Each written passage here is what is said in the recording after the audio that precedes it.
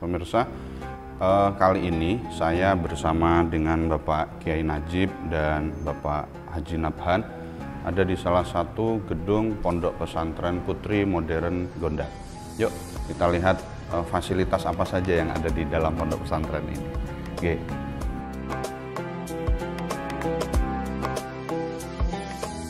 Ini pemirsa salah satu kamar. Jadi ini isinya berapa orang Pak? 1, 2, 3, 4, 5, 6, 7, 8, 9, 10, 11, 12. Ada 12 pembinaan di situ. Pembinaannya cewek. Nah, ini lokernya seperti ini pemirsa, lokernya. Nah, ruangannya seperti ini, nyaman karena udara juga bisa bebas udaranya.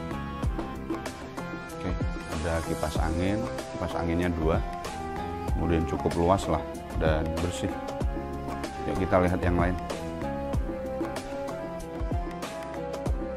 Ini ruangan untuk sholat berjamaah. Berarti yang di sini untuk isya dan subuh. Ngaji Quran di sini apa di masjid? Di sini, gitu.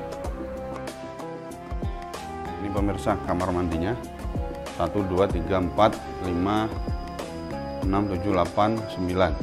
Ini kamar mandi plus toilet, gitu. Plus WC yang atas. Untuk jemur di atas.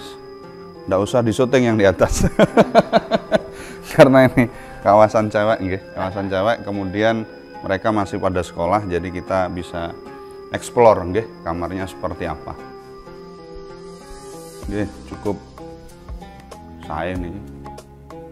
Jemur di atas, ini lantai 2. Makanya di bawah coba kita lihat seperti apa. Pemirsa, ini untuk di lantai bawah. Ini piring, gelas-gelas. Nah, ini kamar mandi bawah. Ada 9 kamar mandi. Cukup bersih. Biaya per bulan untuk pondok dan 1.300.000 itu sudah plus catering. Sekolahan sama laundry, pondok, laundry, makan 3 kali 1.300.000. Ini nak bayar, gitu, minuman lah, gitu. Memang asli aqua, gitu Pak, gitu. Itu ngisi ulang. Enggak, masalahnya ada yang kadang ngisi ulang, gitu. Makanya saya tadi lihat di sana kok ada truk bawa aqua, berarti aquanya asli, ngonten. 1.300.000 pemirsa. Dengan keadaan yang seperti ini, ruangan bersih, kemudian makanan terjamin, saya pikir worth it, gitu. 1.300.000 cukup lah. Karena perbedaan antara pondok pesantren dengan kos-kosan itu adalah kalau kos-kosan, yang punya kos-kosan itu tidak mikir si ngekos itu sholat atau tidak. Tapi kalau pondok pesantren, Pak Kiainya mikir bukan hanya tentang sholatnya, bahkan tentang akhlaknya, tentang keilmuannya, dan bahkan tanggung jawab kepada akhiratnya. Ini yang membedakan antara kos-kosan dengan pondok pesantren. Oh, gitu. Buku sendiri, baju sendiri di loker masing-masing, gitu.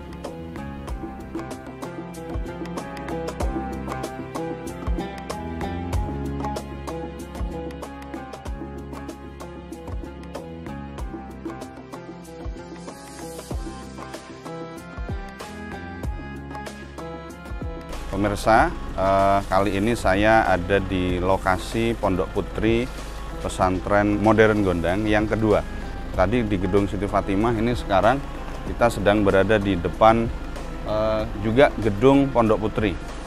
Monggo kita masuk ke dalam. Rumah susun Pondok Pesantren Modern Gondang diresmikan oleh Kementerian PUPR oleh Bapak Basuki Hadi Mulyono tahun 2019, berarti masih baru, gitu.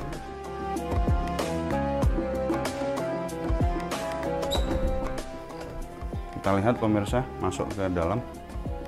Wah, inilah Pondok Pesantren Putri tertata. Nah, Ya, kalau putri seperti inilah. Rajin, putri rajin. Tapi nanti putra tidak rajin. Kalau putra biasa. Ini kamarnya, tempat tidurnya Alivia. Tempat tidurnya Alivia, ya kan? Dan ini Pak Yai, sing kelas 9. Kalau ndak rapi jendos pula. Sing uangnya dikumpulke, mangke Pak pokoknya jajan panganan. Ini tadinya yang asli Pak. Wah, ini kan menurut jadi. Wah, hancur. Oh, ini bantuan juga? Iya, bantuan. Oh. Tapi ini di Pak. Mau as foto lo kasih lu pecah. Masya Allah.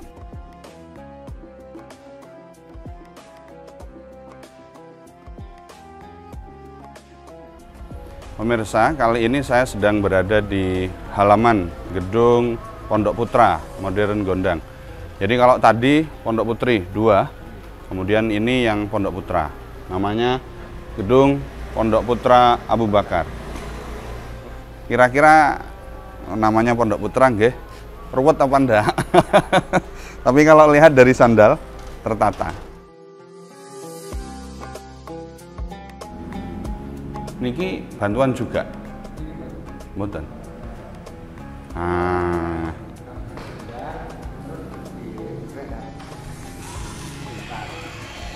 Oh. Rapi. Nggih. Mboten. Ini hitungannya masih rapi pemirsa ya. Nah, hitungannya masih rapi.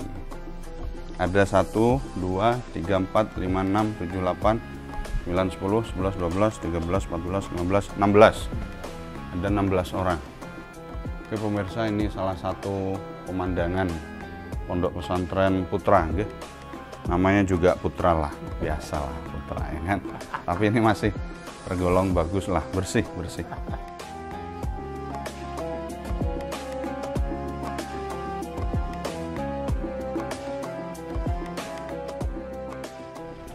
Oke baik, sekarang saya ada di halaman TK nopo nih? TK Muslimat NU Gondang. TK Muslimat NU Gondang. Yuk kita masuk. Ini dengan Ibu Kepala Sekolah TK. Yang yang IT. Yang IT di sini, yang reguler di sebelah sana. Iya. Apa bedanya, Bu? Sebenarnya ini kan modul pembelajarannya. Untuk tempat ini yang itu di belakang juga ada. Cuma programnya kita membedakan dari awal mulai anak masuk sekolah sampai nanti pulang sekolah itu programnya berbeda dari reguler sama yang IT. Kalau yang IT ini ada tambahannya pembiasaan sholat duha, kemudian nanti ada tahfidz juz amanya juga. Yeah. Nah ini juga sholat Duhur, berjamaah zuhur. juga nanti malam di sini, tidur siang juga di sini. Di sini nggih. Berarti pulangnya jam? Pulangnya setengah 2. Pulangnya setengah 2. Oke, batas penjemputan jam 2. SPP-nya berapa, Bu? SPP-nya. Nggih. Untuk syahriah bulanannya itu 475 sudah all in. Sudah Termasuk makan siang deh, snack. jajan, kegiatan keluar, iya sudah. Sudah. Pemirsa, sekarang saya ada di Pusat Pendidikan Kampus Gondang. Ada SMK, kemudian SD, MI, dan MTS. Ayo, explore. Oh, ayo. Oh, ini SD, ini MI. SDIT.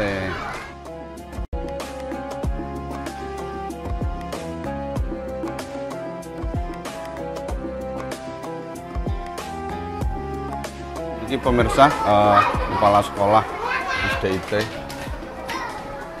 Memang selama ini SDIT itu brandingnya bukan milik Nahdlatul Ulama. Brandingnya bukan nggih. Tetapi di kampus Gondang SDIT ini adalah Nahdlatul Ulama. Dan jumlahnya saat ini 298, hampir 300 siswa-siswi. Dan di depan kita ini gedung SD, IT, SD, MI. Kumpul nggih. bareng jadi satu komplek.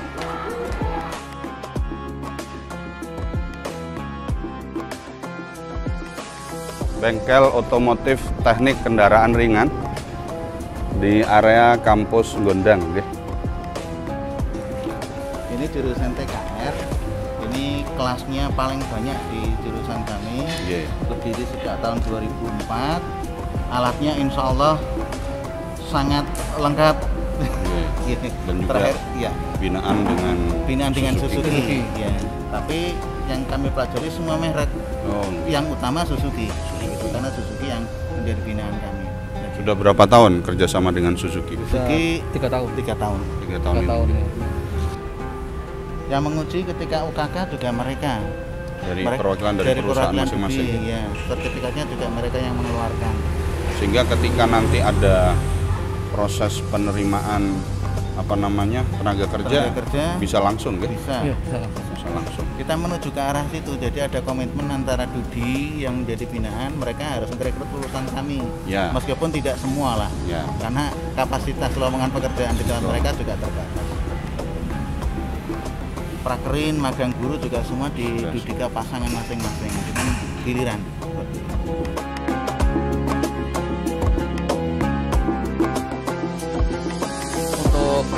Praktek menggunakan toolbox untuk kelas 10, kemudian untuk kelas 11 juga sama, dan kelas 12 juga sama. Nah, kemudian selain toolbox kami menyiapkan caddy, alat yang ada di caddy tool, yang di sini adalah spesial untuk praktek engine tune up EV maupun engine tune up yang konvensional. Jadi setiap pekerjaan sudah kami siapkan, masing-masing itu sudah ada alatnya per satu box, dan ini komplit Pak, dari yang paling kecil sama yang paling besar. Ini juga dari Suzuki bukan?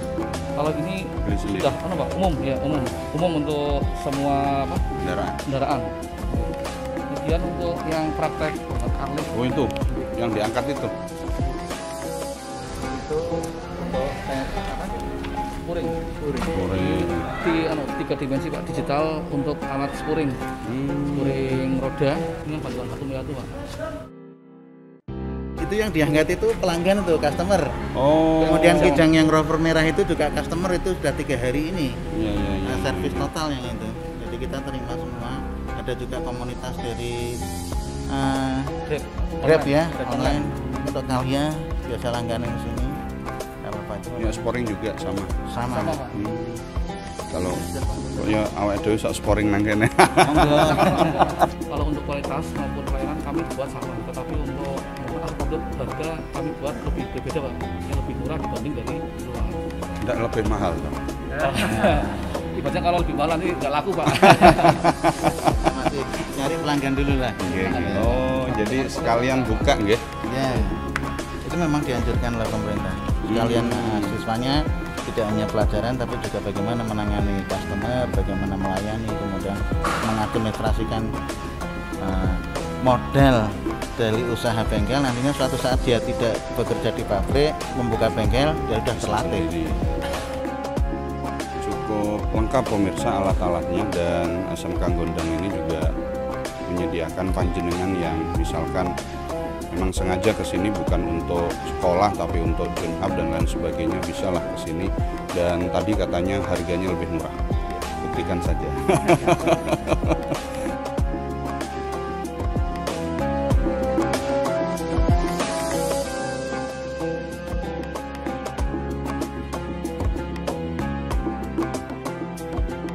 Pemirsa, kali ini saya sedang bersama dengan Wakil Kepala Sekolah MTS Gondang, tapi bagian pondok pesantren. Bagaimana cara jenengan mengintegrasikan antara sekolah dan pesantren? Tentu yang pertama kami selalu koordinasi dengan pengurus yayasan, karena di sini yayasan selain jasa membimbing kami, memberikan pengarahan, sehingga antara integrasi sekolahan dan pondok ini sudah ada gambaran-gambarannya, sehingga kami tinggal melaksanakannya. Dan yang kedua tentu karena di pondok ini sama di sekolahan ini memang sudah satu lingkup, satu payung, sehingga kami mudah sekali untuk menjadikan antara sekolahan dan pondok ini satu langkah, satu visi, satu misi, sehingga insya Allah kita pondok dan sekolahan bisa saling terhubung dan terkait. Berapa siswanya, Pak? Kalau yang pondok ini 308 sampai saat ini. Untuk kalau yang semuanya dengan MTS, SMP ini kurang lebih 790. 790. Iya. Itu antara yang mondok dan yang luar nggih? Nggih, Yang mondok kalau ada yang 300. pondok 308. Itu yang SMP dan MTS semua nggih? Nggih, kalau yang Yang SMK mboten nggih? SMK lain lagi, ya, SMK lain lagi. Tapi ada pondoknya juga, Pak nggih? Kalau yang SMK sudah mulai ada pondoknya, yaitu yang perempuan sudah kita menerimanya. Untuk yang laki-laki belum. Untuk yang Tapi ini laki-laki masih belum. fokus ke SMP dan MTS. Nggih, laras. Pondoknya. Nggih. Tadi Pak Kiai Najib merencanakan program bilingual bahasa Inggris dan bahasa Arab. Niki langkah-langkahnya seperti apa? Iya, terima kasih. Yang pertama tentu dari yayasan memberikan program ini dengan cara kita menghadirkan pertama para tenaga ahli yang profesional khusus dalam bidang bahasa Inggris. Insya Allah untuk saat ini kita sudah memiliki tenaga pendidik yang ber-background bahasa Inggris. Tentu karena di situ pondok selain bahasa Inggris juga kita juga mengedepankan juga tentang keahlian-keahlian yang lain, terutama baca Quran. Kemudian didukung juga kalau bisa yang berbahasa Arab dan berbackground pondok pesantren. Dari mana? Ini semuanya yang sementara ini ada yang dari Madura atau dari Sumeneb, dari Pekalongan, dari Brebes, dari Kedunguni atau sekitar sini. Ada berapa tenaga pengajar, Pak?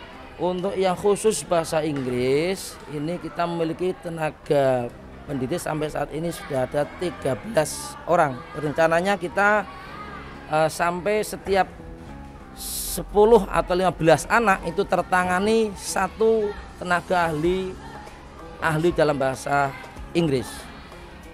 Istimewa. Ini tentu cita-cita yang luar biasa.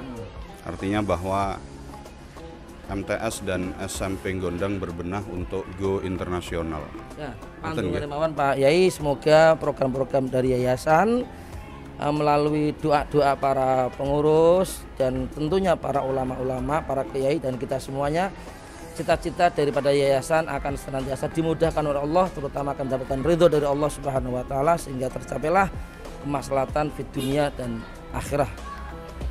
Baik pemirsa, sudah hampir 2 jam. 2 jam mungkin 2 jam lebih mungkin kita muter-muter ngobrol dengan Bapak Kiai Najib, kemudian melihat dari dekat Pondok Pesantren Putri, kemudian Pondok Pesantren Putra, dan kita muter-muter ke sekolah dari TK, kemudian SD, kemudian MI, kemudian MTS, dan kemudian SMK, dan kita ke ruang praktek SMK sekalian melihat betapa luar biasanya perjuangan daripada beliau Bapak Kiai Haji Najib dan keluarga besarnya dan juga para guru-gurunya dan semuanya lah stakeholder yang ada untuk memajukan Yayasan Pendidikan Gondang ini. Kita doakan semoga beliau Bapak Kiai Haji Najib panjang umur. Amin. Dan keluarga besarnya juga kita doakan supaya bisa meneruskan cita-citanya beliau, dan kita doakan para guru, para asatidz yang mengajar di kampus Gondang ini semuanya diberikan kekuatan, diberikan kemanfaatan ilmunya. Amin. Dan kita dukung kampus pendidikan Gondang ini karena ini merupakan aset daripada Nahdlatul Ulama. Ini merupakan aset daripada faham Ahlus Sunnah wal Jamaah. Sehingga meskipun tidak dilabeli secara langsung Nahdlatul Ulama, tetapi kita-kita ini, kami-kami ini adalah generasinya Mbah Hasyim Asy'ari, generasinya Mbah Wahab Hasbullah. Terima kasih sekali lagi kami dari tim Kedai Bincang sudah diterima oleh beliau dan keluarga besar beliau. Minta doanya semoga Kedai Bincang bisa lebih berkembang dan lebih bermanfaat. Assalamualaikum warahmatullahi wabarakatuh.